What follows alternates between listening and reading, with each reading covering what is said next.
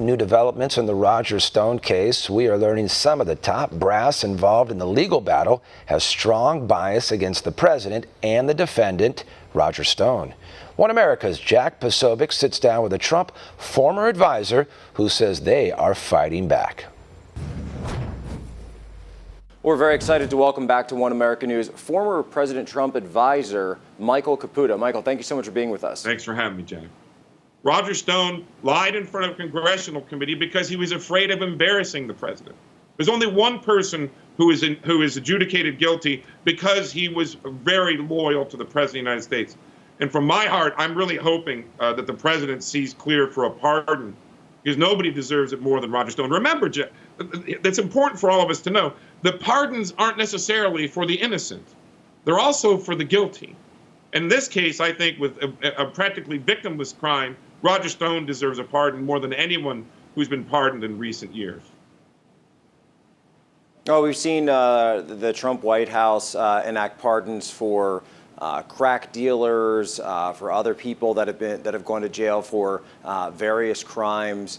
It seems that, you know, with Roger going to jail, he's a 67-year-old man. It doesn't really seem what the public interest would be served by putting a man like that behind bars.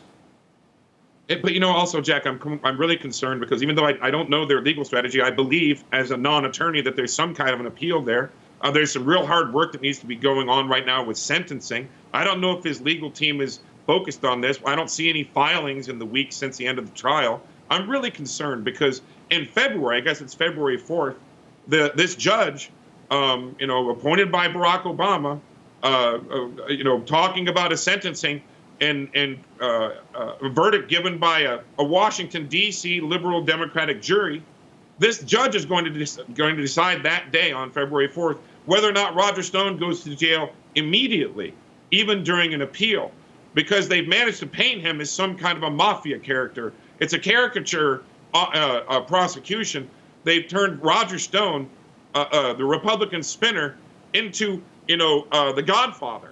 Do you have any thoughts on timing, even if he does decide to drop a pardon or at least a commutation? From a presidential perspective, presidential history, you don't want to do controversial pardons until after your reelection. Whether you're elected or not, reelected or not, the pardons come in November, right? But I don't know that we can wait as supporters of Donald Trump, as people who are behind the MAGA flag, for after the election, because the same people who insisted that Roger Stone jail have done real serious damage to people who they put in jail. And from my perspective, Roger Stone is not safe if after his sentencing, he's sent to prison. Strong words. Michael Caputo, thank you so much for your expertise, for your insights, and for your passion. Roger's lucky to have a friend like you. Want to see more videos like this?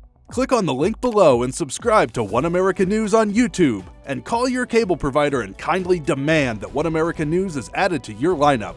Call and subscribe today.